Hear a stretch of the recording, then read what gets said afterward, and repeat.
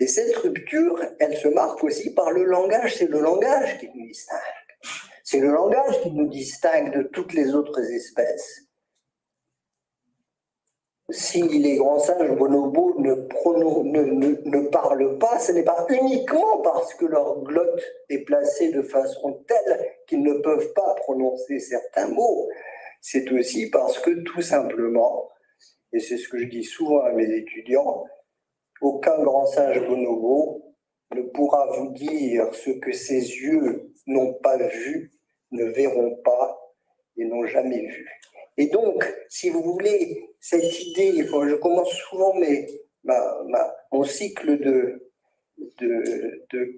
conférences d'amphithéâtre en octobre, je commence à dire à mes étudiants, vous savez, en venant, j'ai rencontré un chou qui mangeait une chèvre.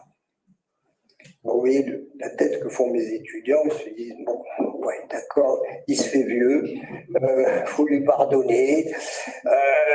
Et je leur dis, oui, non, mais écoutez bien ce que j'ai dit. Il y en a un qui se décide, il dit, mais monsieur, enfin, écoutez, quand même, vous avez vu des choux qui mangeaient des chèvres? Je dis, je ne l'ai pas vu, mais vous l'avez vu parce que je vous l'ai dit. C'est-à-dire qu'en fait, si vous voulez, il faut concevoir que le langage dépasse nos yeux. Le langage est fait pour dépasser nos yeux, et c'est pour ça qu'il est le propre de l'homme, le langage. Il est là justement parce qu'il nous dit quelque chose que nos yeux ne nous montrent pas. Et donc, c'est en cela que l'homme est une espèce très particulière, c'est un créateur. Et non pas seulement une créature. L'homme se distingue de toutes les autres espèces créatures par le fait qu'il a un statut de créateur. Et donc, s'il vous plaît, c'est pourquoi je dis, ne pensons pas quand on dit maîtrise du langage juste le français ou l'arabe, etc. Ça n'est pas juste une question de faute ou non, non. La question, c'est que le langage, c'est ce qui porte notre pensée. C'est ce qui porte notre pensée et qui fait qu'effectivement cette pensée, imaginez, je ne vais pas être trop long là-dessus, mais imaginez comment Galilée, face à ses juges, oui, Galilée, face à ses juges, il est jugé par, bon, et il dit, et pourtant, la Terre tourne autour du Soleil. Et il oblige ces juges à comprendre ce qu'il dit. Mais comment il les oblige? Tout simplement parce que le français a fait en sorte que quand on met un nom avant un verbe, c'est le sujet. Que vous le vouliez ou non. Après, vous me mettez en prison, vous me torturez, ce que vous voulez. Il n'empêche que j'ai le pouvoir de vous faire comprendre ce que je veux vous faire comprendre. Et donc, si vous voulez, toute l'innovation scientifique, tout ce qui fait de nous une espèce très particulière, tient au fait que nous avons une langue qui est une langue qui porte une pensée créatrice. Ce petit enfant que nous recevons, c'est un petit enfant avec qui on va travailler la maîtrise du langage, pour deux raisons. La première, c'est que nous voulons qu'il sache dire ce qu'il pense. La deuxième, c'est qu'un enfant qui ne maîtrise pas la langue, qui ne maîtrise pas le langage oral, aura énormément de difficultés à apprendre à lire, à écrire. Et ça, il faut vraiment se mettre ça dans sa tête. Un enfant qui arrive au cours préparatoire, quelle que soit la méthode de lecture, fut-elle éminemment syllabique ou au contraire global, peu importe. Quelle que soit la méthode de lecture, un enfant qui ne maîtrise pas le langage oral apprendra mal à lire et encore plus mal à écrire. Et je vous donne un exemple qui va vous montrer, si vous voulez, pourquoi. Nous apprenons à nos élèves au cours préparatoire, nous leur apprenons les correspondances entre, peu importe la langue, hein, entre les lettres et les sons. Et nous avons bien raison de le faire. Il faut apprendre à un enfant que quand il voit en français la lettre R, eh bien, ça correspond à 100% au son. Alors, plusieurs sons possibles, mais toujours la même famille de sons, re, etc. Et en tout cas, à cette lettre correspond un ensemble de sons spécifiques. De la même façon, quand il voit et identifie le groupe de lettres AN, il a infiniment de chances, s'il n'y a pas une voyelle derrière, que ça fasse AN, OL, ON, etc., etc. Et donc, on lui apprend. C'est pas le plus glorieux de l'apprentissage de la lecture. C'est vrai, si vous voulez, c'est un entraînement systématique, on lui apprend, on avance. Mais pourquoi on fait ça? Personne ne se pose la question de savoir pourquoi c'est important d'apprendre à un enfant à associer les lettres et les sons et à combiner les sons entre eux. Pour une raison très simple, vous allez comprendre très vite. Imaginons un enfant qui est au cours préparatoire, début du mois de janvier. Cet enfant découvre dans son livre de lecture le mot oranger. Oranger. Il ne l'a jamais vu jusque-là. Par contre, sa maîtresse lui a appris que quand il voit O, la lettre, ça fait O. Quand il voit R, ça fait R. Quand il voit AN, ça fait AN. Quand il voit G, 6 voyelles derrière, ça fait je. Et quand il voit ER à la fin d'un mot, ça fait E. Et donc, il va s'attaquer au truc et il va déchiffrer O, R, AN, J, E, O, AN, G, oranger, O, oranger. Alors, la question c'est ça.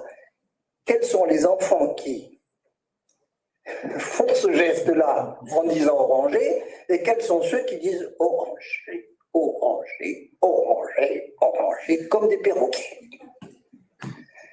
C'est là la grande différence. Et la différence, c'est quoi? C'est qu'il y en a certains qui ont déchiffré, ont interrogé leur dictionnaire mental dans lequel se trouve oranger, et alors le dictionnaire mental leur dit, il y a un abonné au numéro que tu as demandé, et voilà le sens. Il dit merci. Et d'autres qui n'ont pas orangé dans leur dictionnaire mental, et qui effectivement se trouvent dans une difficulté considérable et qui commencent à tourner en rond. C'est-à-dire qu'il n'y a jamais de numéro qui manque. Et ces enfants-là sont des enfants qui auront une difficulté majeure en termes de compréhension, puisqu'ils n'auront pas accès au sens. Puisque les mots... Alors, sachez quand même, chose très intéressante et importante, que 3 études qui datent de 2005-2006, hein, une au Québec, une menée par Guy Dénière au CNRS, et la troisième qui a été faite à Bloomington. 3 études dans des langues différentes ont montré la chose suivante. Ils ont voulu connaître l'étendue du vocabulaire des enfants. Donc, ils avaient grosso modo 1 sur 1000 enfants dans chaque cas. Ils ont voulu connaître la difficulté et ils ont posé à chacun des enfants 3 questions. La première, c'est: est-ce que tu connais ce mot? Ils avaient une liste de mots qu'ils avaient soigneusement choisis, évidemment, d'après leur fréquence, leur difficulté de complexité, etc. Est-ce que tu connais ce mot? Est-ce que tu peux le mettre dans une petite phrase? Et la troisième, c'était: est-ce que tu sais ce que ça veut dire? Et donc, ils avaient un système très bien fichu qui permettait d'obtenir, si vous voulez, un degré de maîtrise du mot en question. quand ils ont terminé leurs études, chacun fait travailler de façon particulière. Dans chacun des cas, il y avait environ 20% des enfants qui ne dépassaient pas 350 mots, alors que les 20% supérieurs dépassaient 1800 mots. Vous imaginez, c'est pas un exemple du Maroc, hein, c'est l'exemple de la France, du Québec et d'un État des États-Unis, enfin des États-Unis qui n'était pas particulièrement défavorisé. Entre les enfants qui avaient le moins de mots et les enfants qui avaient le plus de mots, le rapport était donc de 1 à 8. C'est-à-dire que ces enfants-là, quand ils interrogeaient leur dictionnaire mental, pour les plus pauvres, pauvres en vocabulaire, pour les plus pauvres, le dictionnaire mental leur répondait qu'ils ne connaissaient pas ce mot.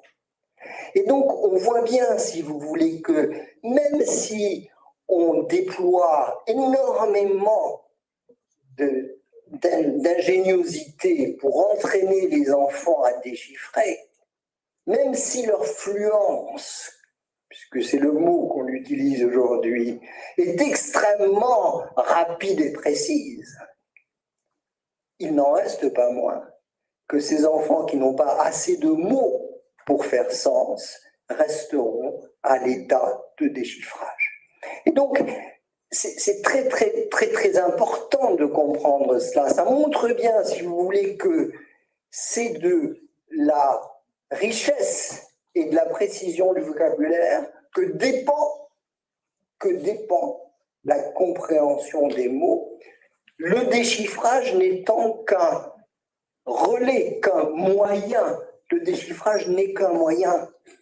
Si on n'a pas auparavant travaillé suffisamment le lexique, et si on n'a pas suffisamment enrichi le lexique de ces élèves, et là, on se tourne vers le préscolaire. On se tourne vers le préscolaire et on lui dit, mais si vous ne faites pas le boulot au niveau du langage oral, si vous nous laissez arriver au cours préparatoire des enfants qui ont très peu de mots, ces enfants-là, même si nous faisons notre boulot en termes d'apprentissage de la lecture, ça ne passera pas. De la même façon que ces enfants qui n'ont aucune idée de l'organisation des phrases vont avoir énormément de mal à faire du sens quand ils vont arriver au cours préparatoire, au CE1, etc. Et donc, si vous voulez, cette question-là est une question absolument essentielle. Il faut que l'engagement, un des engagements clés du préscolaire, ça soit un travail extrêmement précis et progressif sur la maîtrise du langage. 4 piliers absolument indispensables. Il y en a d'autres, mais je ne vous présente que les 4 les plus importants. Le premier, c'est celui qui est le plus utilisé en général, qui est le mieux fait en maternelle, qui est ce qu'on appelle la conscience phonologique. C'est-à-dire être capable d'identifier des voyelles en attaque et en rime, hein, au début et à la fin, et se rendre compte que c'est les mêmes voyelles qu'on retrouve en attaque et qu'on retrouve en rime. Et donc, si vous voulez, ce travail sur les syllabes, vous voyez, pardon, excusez-moi, les syllabes. Le travail sur les syllabes est un travail vraiment très important parce que ça va être la capacité de casser les mots, hein, pour en identifier les morceaux que l'on va mettre ensemble. Ça, c'est important. Évidemment, on va essayer d'identifier un certain nombre de phonèmes, notamment les phonèmes vocaliques, les voyelles, parce que les phonèmes vocaliques, c'est plus facile, hein, parce que ça se continue. Hein. A, O, I, etc. Tandis que pour faire prendre conscience de l'existence de bonjour.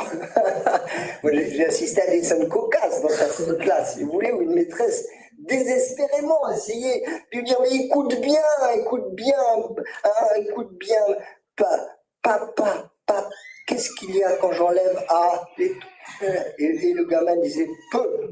Mais non, c'est pas peu. Et c'est un cercle vicieux dont on ne sort pas. Et par conséquent, si vous voulez, il va falloir commencer par travailler d'abord sur les voyelles et d'autre part sur ce qu'on appelle les sifflantes chuintantes, c'est-à-dire les che, les se, les e, les je, etc. Donc, on a une première approche importante qui est le travail sur la composition phonique des mots, syllabes, et puis évidemment la combinaison, hein, les tras, les tares, etc.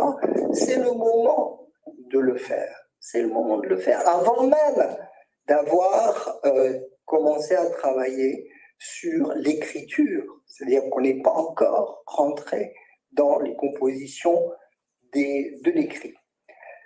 Deuxième point, très très important, on vient d'en parler, mais on revient dessus parce que c'est très important, c'est l'enrichissement lexical. Je vous l'ai dit, sans enrichissement lexical, sans un vocabulaire suffisant, pas de salut. Pas de salut en termes de lecture et d'écriture. Et donc, il va falloir travailler sur des ateliers d'enrichissement lexical. Et pas n'importe comment. Pas à l'occasion de... Progression très précise. Progression très précise. Je sais ce que je fais, où je vais, comment je fais mémoriser un certain nombre de mots, comment ces mots vont ensemble. Un exemple, hein, vite fait, hein, quand on travaille avec des enfants sur l'enrichissement du vocabulaire par grands ensembles syntaxiques. Je dis à un enfant tout simplement, sur le thème de la forêt, je vais lui dire qu'est-ce qu'on peut faire dans une forêt. Et je vais recueillir et évidemment enrichir, parce que c'est mon rôle d'enseignant, d'enrichir ce que l'enfant ne connaît pas encore, je vais avoir une quinzaine, une vingtaine d'actions qui vont se mettre ensemble à l'intérieur du même ensemble. Ensuite, je vais lui dire, mais qui est-ce qui vit dans la forêt? Et là, je vais avoir tout ce qui est animé, animaux, personnages, etc. Et je vais constituer ce deuxième ensemble. Qu'est-ce que je trouve dans la forêt? Et là, j'ai beaucoup plus de chances de trouver des inanimés, c'est-à-dire des plantes, des herbes, etc. Et donc, on va avoir, si vous voulez, cette capacité de faire mémoriser et d'enrichir le vocabulaire, mais pas n'importe comment. Pas comme ça vient. On va mémoriser dans l'ordre, et dans un ordre très précis. C'est pour ça que je le disais tout à l'heure, la dernière question auquel on répondra à la fin, est-ce que c'est une école? Oui, c'est une école.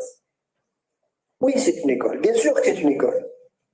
C'est pas comme ça. Voilà. C'est pas, voilà. Ah tiens, pourquoi on ne parlerait pas d'eux? Non, non. On sait où on va, on sait comment on va le faire, pourquoi on le fait et comment on le fait. Ça, ce sont des choses extrêmement importantes.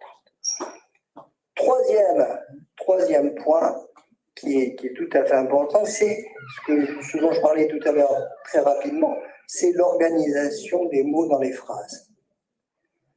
Le chat mange la souris, c'est pas la souris mange le chat. Et donc, il va falloir habituer les enfants à se rendre compte que quand je change l'ordre des mots en français, alors, encore une fois, en arabe, c'est différent. En anglais, à peu près pareil. En tout cas, pour SVO, hein, le français est une langue en SVO, c'est-à-dire sujet, verbe, objet. L'arabe est une langue, enfin, la classique, est une langue plutôt en VOS. Et donc, mais peu importe, ça m'est absolument égal que je fasse prendre conscience à un enfant que la structure, c'est sujet, verbe, objet, et que quand je mets O à la place de S, eh bien, ça change complètement l'image que je fais, ou bien que ça soit une structure différente où le verbe se met en tête, etc. Peu m'importe. La démarche est la même. La démarche, c'est de comprendre que quand la phrase change, le monde change. Quand le monde change, alors la phrase doit changer. Quand je dicte à un enfant que le chat poursuit la souris, ça n'est pas la même chose que quand je dis à un enfant que la souris poursuit le chat. Peu importe la langue, ce qui est important, c'est d'avoir cette conviction qu'on peut changer ce qu'on passe à quelqu'un en utilisant telle ou telle structure de phrase. Quatrièmement, et ça c'est vraiment j'insiste beaucoup là-dessus, et vous aurez une petite vidéo juste après qui va vous montrer in vivo comment les choses se passent, c'est apprendre à un enfant à comprendre. Avant de savoir lire, il faut qu'un enfant puisse comprendre comment on peut avoir cette attitude qui est une attitude de construction du sens dans sa tête. Et vous savez, alors vous me direz, mais c'est tôt, mais oui, c'est tôt, mais je ne lui demande pas de lire. La maîtresse lui lit une histoire. Et je dis toujours à mes collègues dans les classes, je leur dis, écoutez, très franchement, si vous lisez une histoire vite fait, bien fait, à 4h15, juste avant que les mamans arrivent, parce que vous voulez avoir la paix, c'est pas la peine de lire. Et je dis aux parents pareil, je dis si lire une histoire pour vous, c'est on a mangé, on va au lit, je te lis une histoire, et pourvu que tu t'en dormes vite fait, parce que moi j'ai autre chose à faire, c'est pas la peine de lire une histoire. Une histoire, ça se questionne et ça se comprend. Et on apprend à comprendre une histoire. Lire à des élèves, 7-8 élèves maximum, c'est un atelier. Ça, c'est la grande question qui sera posée aussi pour le préscolaire.